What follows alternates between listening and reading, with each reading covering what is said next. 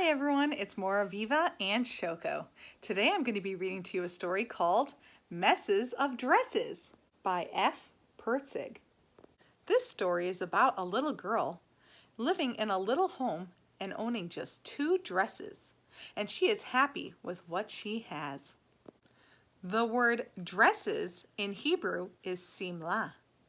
Simla starts with the letter sin, like we are learning this week. Enjoy the story. Messes of Dresses.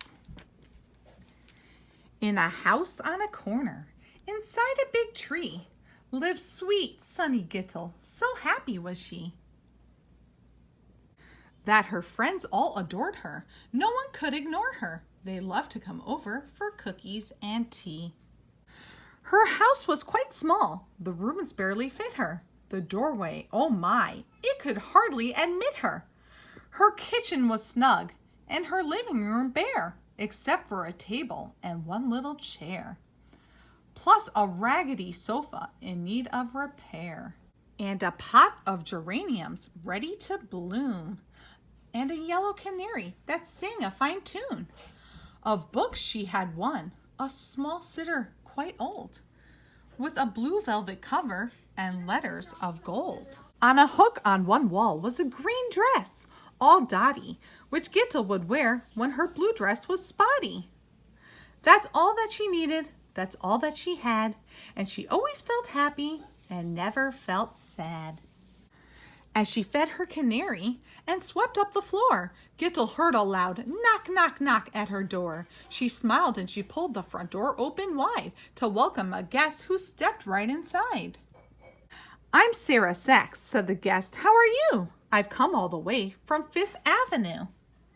Have some tea, if you please. I hope you can stay," answered Gittel, who treated guests just the right way. Sarah sat on the sofa and took a long look and said, "Gittel, you've only one dress on that hook."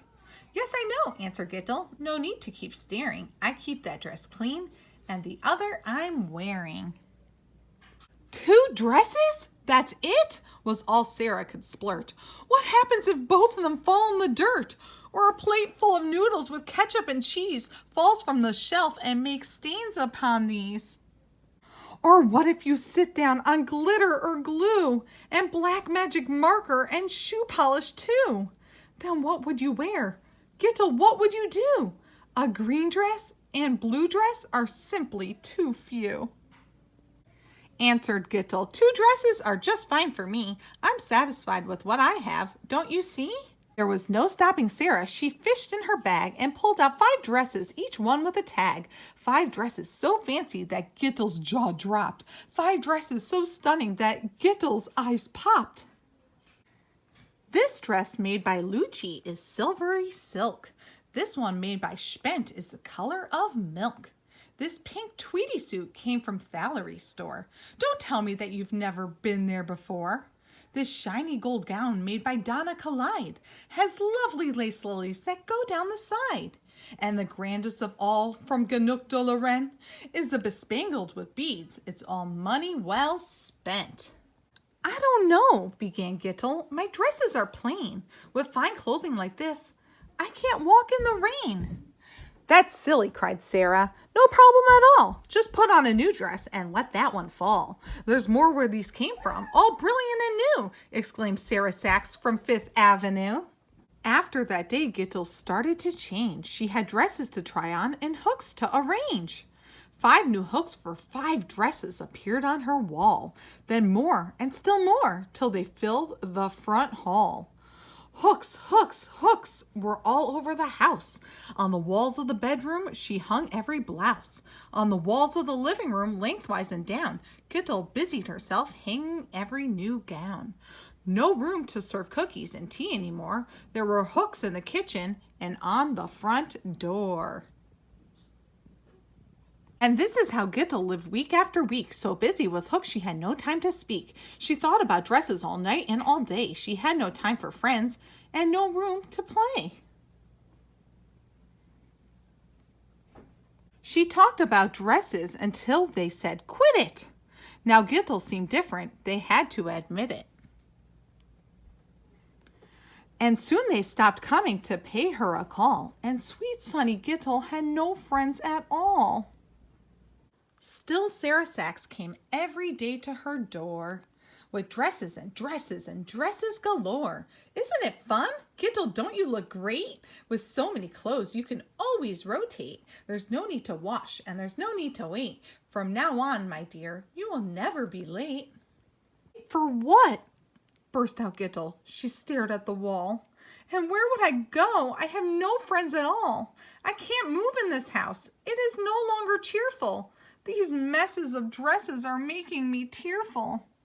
Oh, how did this silliness all come to be? Well, now I will fix it. Just watch and you'll see. So Gittel began. She took down every dress and unhooked every hook till she cleaned up the mess. She looked at Miss Sachs and knew just what to say. You must take all these things someplace quite far away. And please, you must do it right now. Yes, today. I've learned something special, and here's what I know. Ezahu ashir hasamech bechalko. To be rich and happy, you don't need a lot. You just need to enjoy what you've already got. So Sarah Sachs piled all the clothes up so high on the back of a truck and then waved goodbye. Away went the dresses of silver and blue, the blouses, the suits, and the fancy gowns too.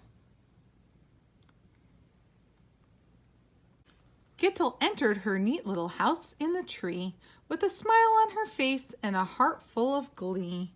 She picked up her sitter and said every word.